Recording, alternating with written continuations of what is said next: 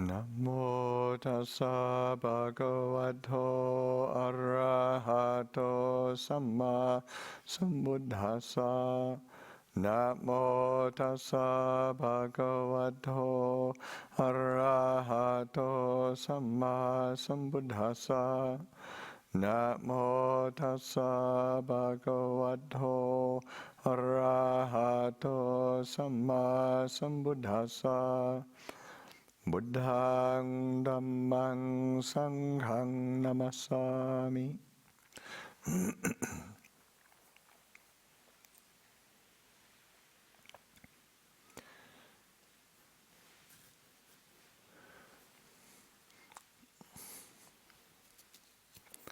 Okay, so this evening is our lunar observance,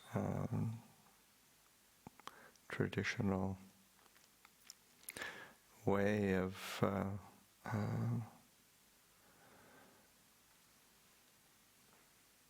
using,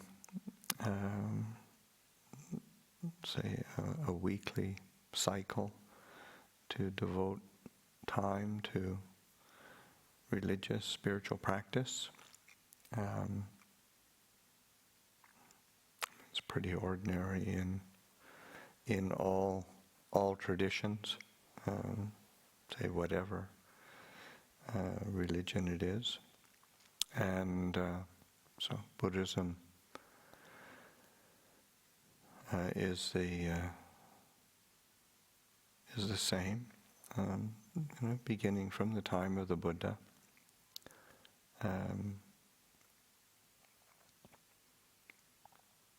Because it was something that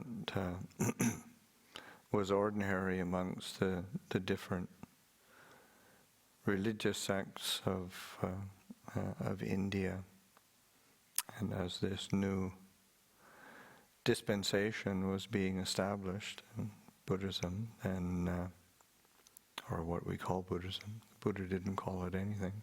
We called it Dhamma Vinaya, but teaching and training.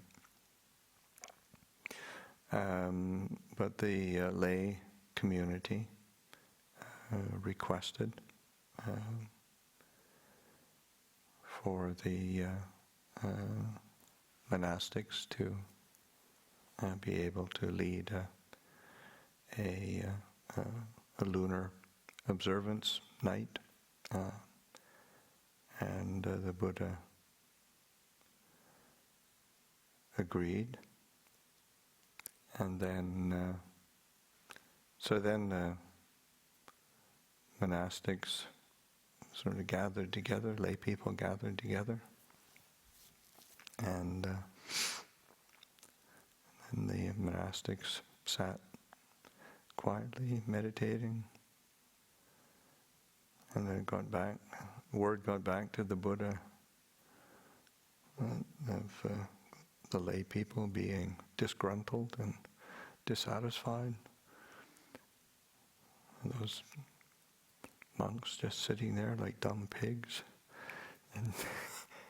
and not the lay people not getting any instruction. So then Buddha said, "Well, I allow you monks to teach." So that tradition of giving instruction and encouraging the communities, both the monastic and the lay communities, on these lunar observance nights, was established. So that's from the fairly early days of the establishing of the Buddha's dispensation. So, certainly in Thailand, my own observation of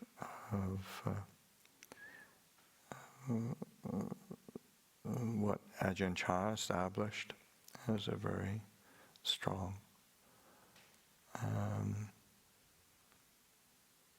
tradition of the lay community coming together with the monastic community and chanting, meditating, practicing, listening to teachings, and quite just so quite. I was always impressed with that in terms of the dedication on both sides of the communities. So I'd say important piece of making the tradition come alive and reflecting on the teachings, on the training, and then the taking of precepts was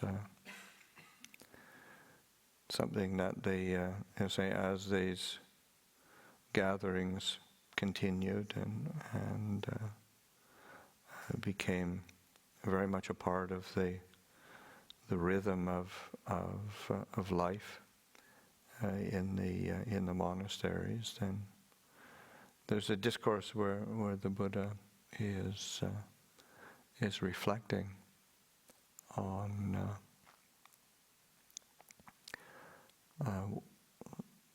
the benefits of keeping a certain standard of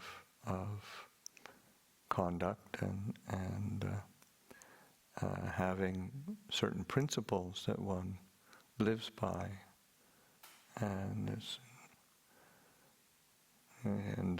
as it's recounted, the Buddha is reflecting,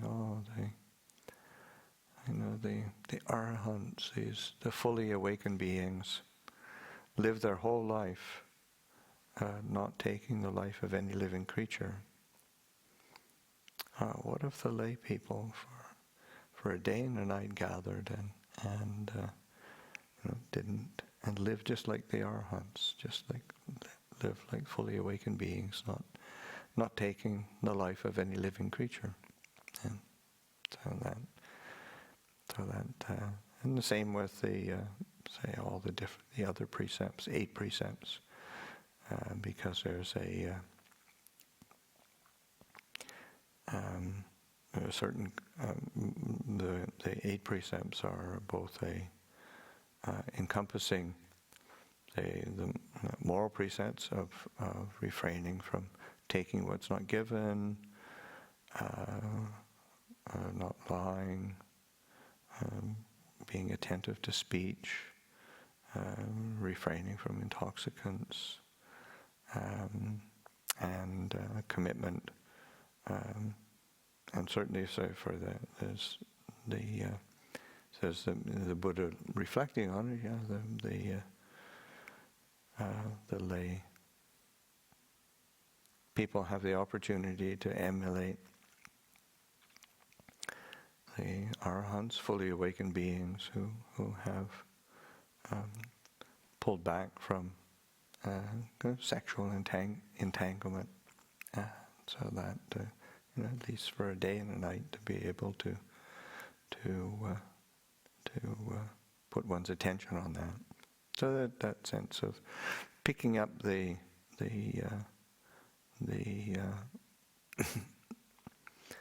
a training and a way of guiding one's life, and allowing it to inform one's spiritual aspiration, an aspiration for peace, for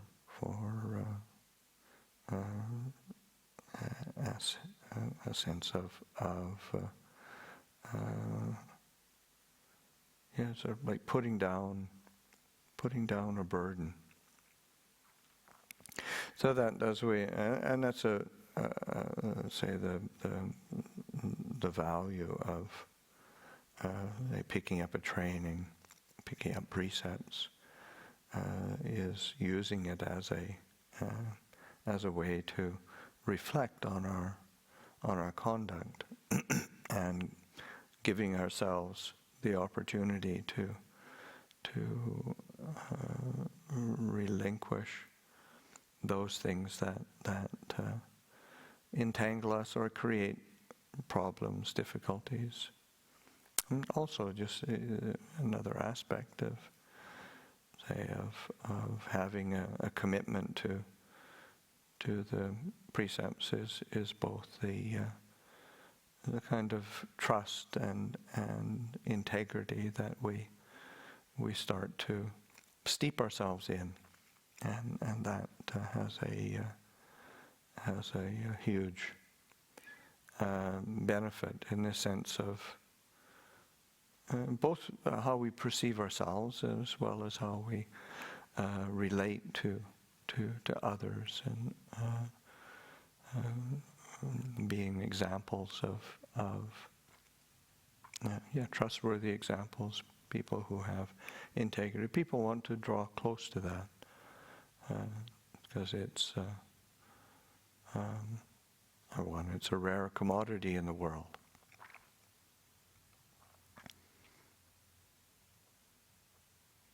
And it makes me think of a story. It's supposed to be true. It's a good story, whatever.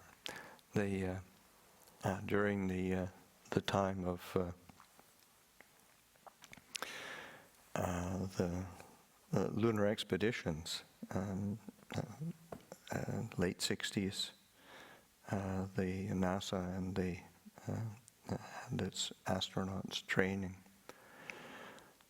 in the remote desert area in the western United States, and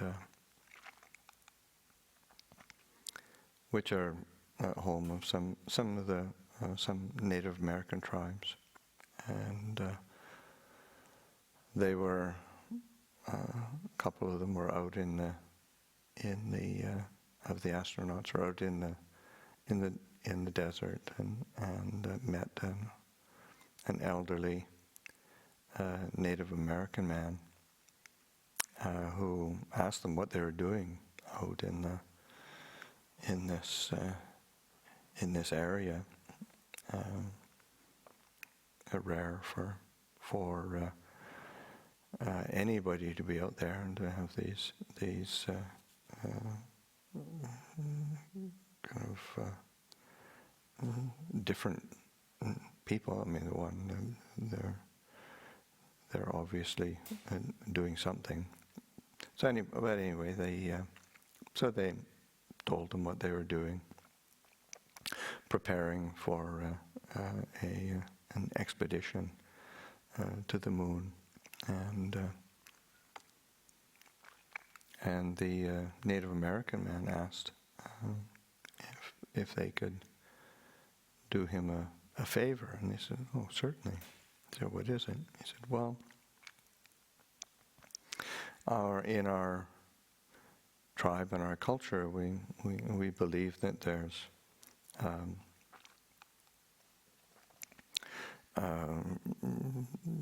kind of holy spirits that live on the moon, and we're connected with our tribal beliefs, and when you go, would you pass on a message to them?"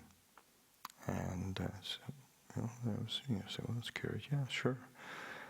So he gave a phrase for them in his language to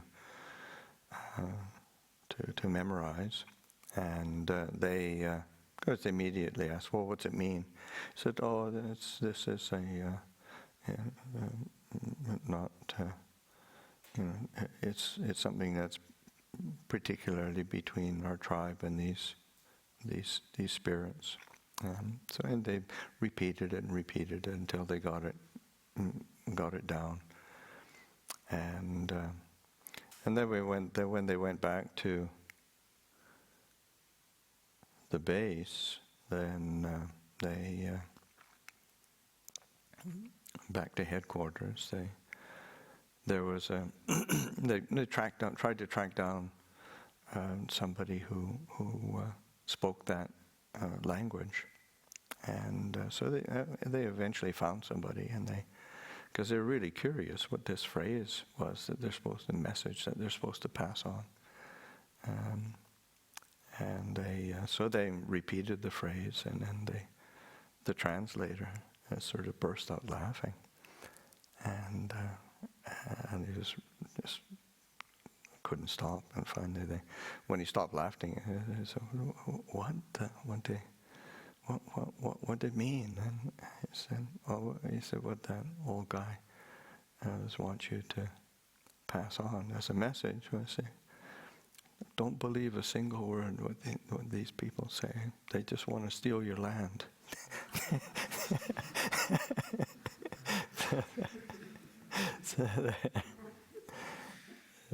So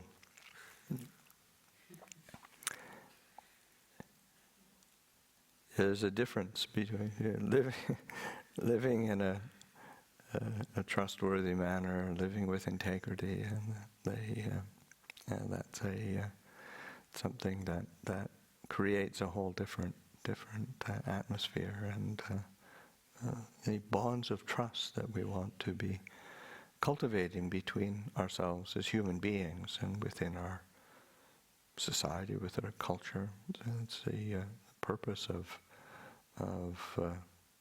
these precepts and training in them, working with them, learning how to use them.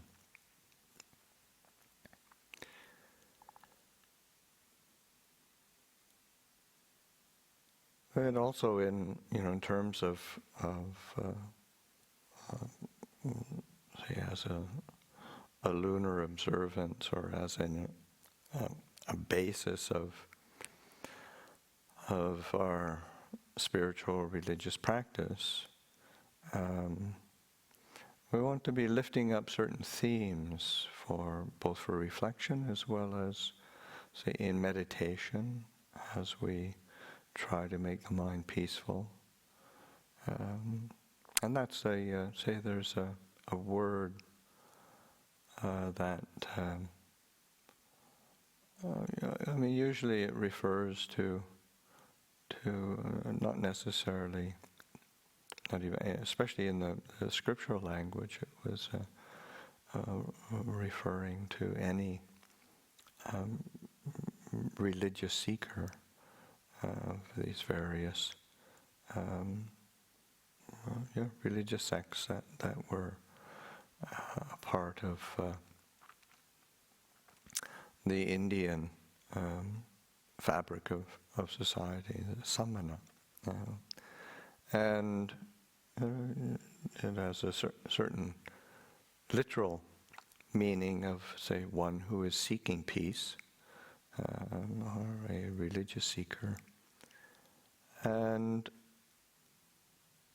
this is something that, say, Ajahn Chah used to define or remind us, is that the essence of being a religious seeker, or being one who is seeking peace, is, he said, and he says it's one. It should be that one who sees the danger in samsara, and so that samsara is oftentimes conceived of as, say, these worlds, the world of rebirth, or the world of continued birth. But it has a much more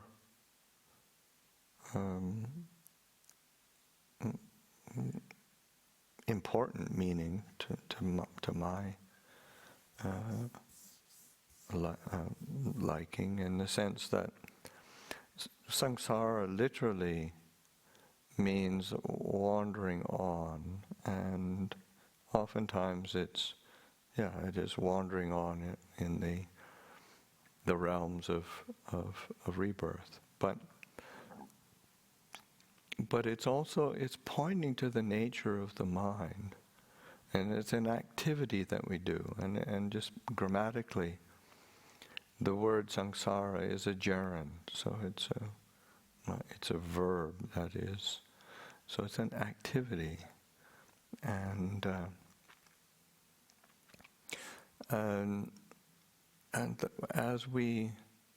as long as our mind is continually wandering on, seeking some kind of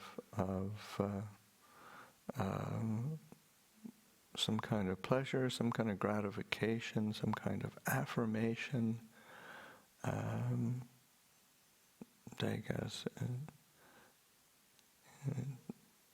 like as the Buddha in the Dhammacakka Sutta, ever seeking pleasure, now here, now there. That constant movement is that entanglement with, that is samsara, that movement of mind, that movement of following the moods of the mind.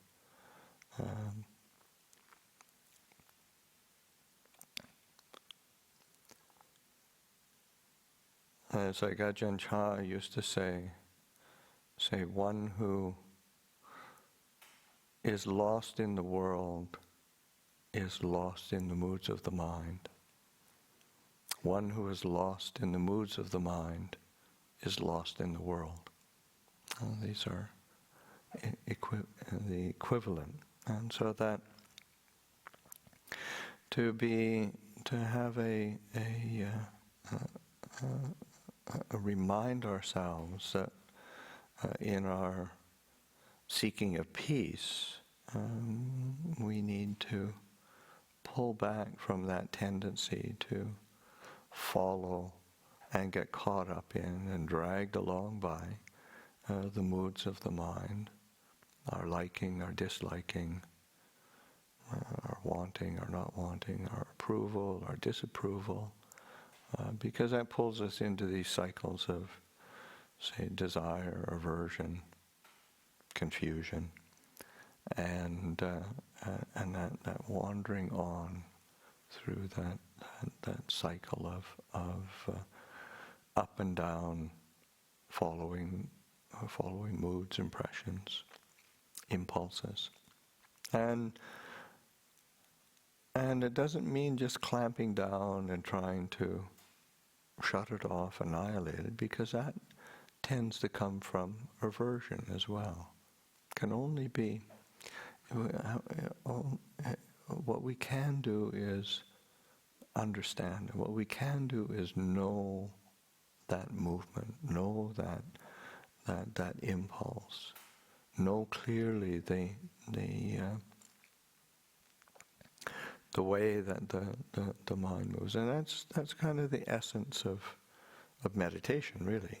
I mean, it's the essence of the whole spiritual endeavor, spiritual practice, training, but that sense of picking up a meditation object in order to settle the mind, to allow the mind to become more aware, more mindful, more clear. It's to be able to it's not to get some kind of special meditative state, although some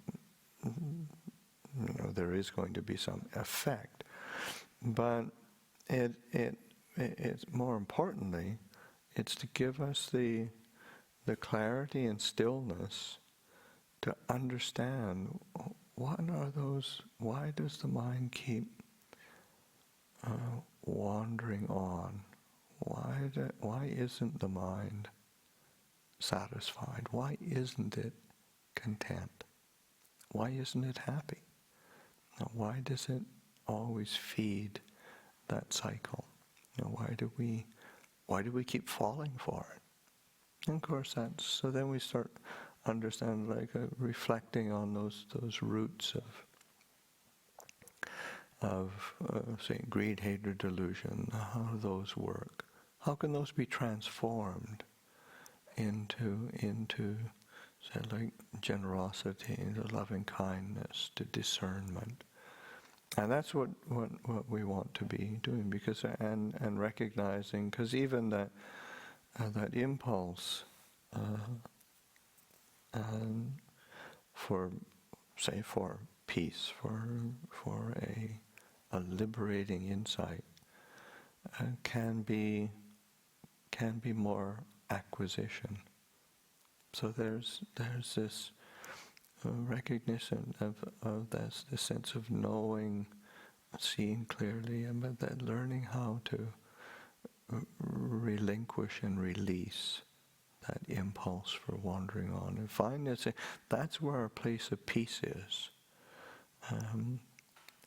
The peace is in that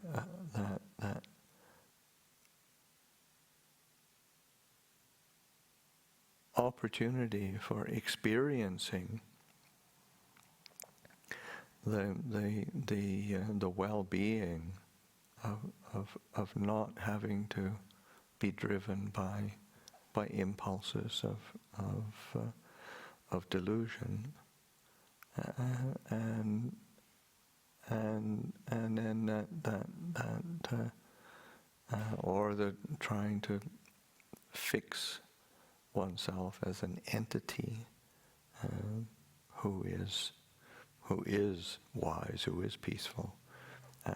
It's a natural state of that quality of knowing. It's a natural result and condition of that knowing clearly. So this sense of being, seeing the danger in samsara, is the way that Ajahn saying, seeing the danger in this wandering on, seeing the complication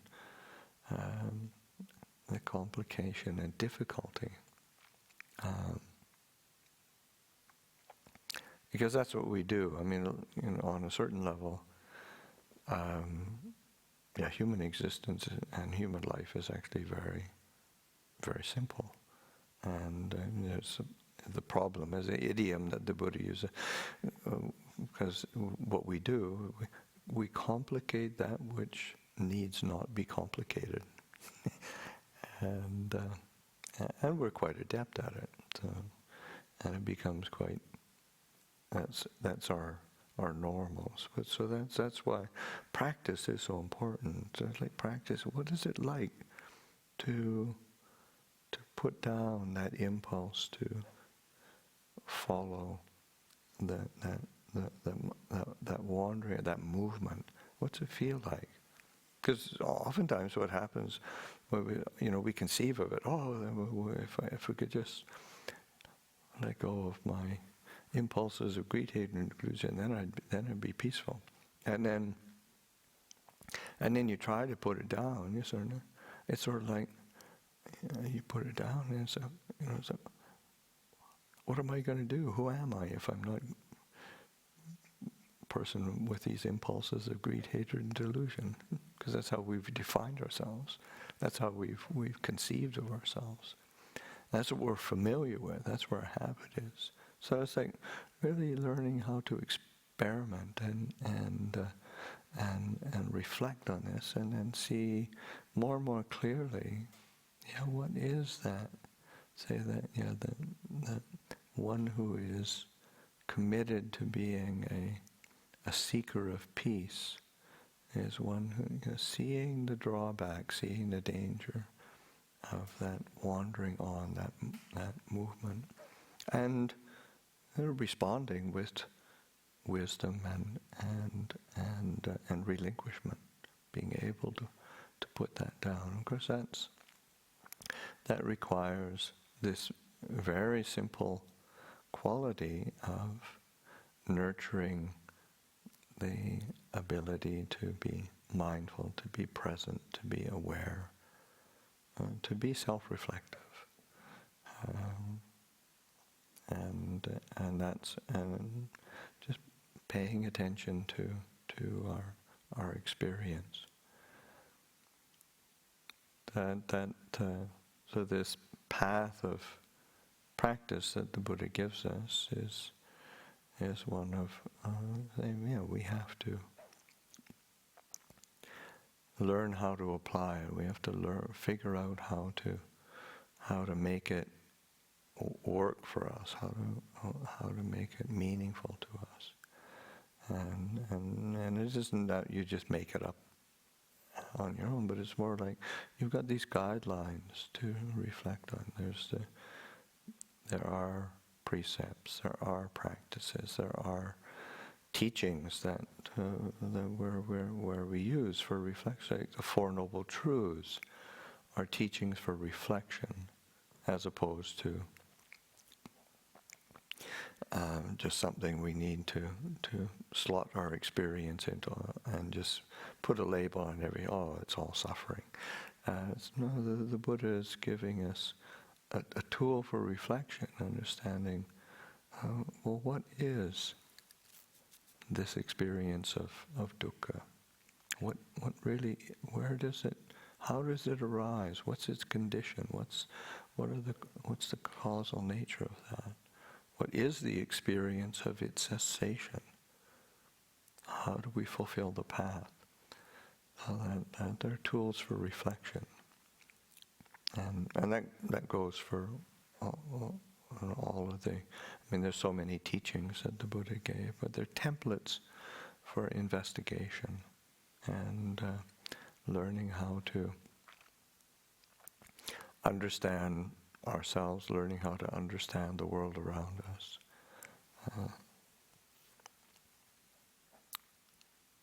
So I'll offer that for reflection this evening.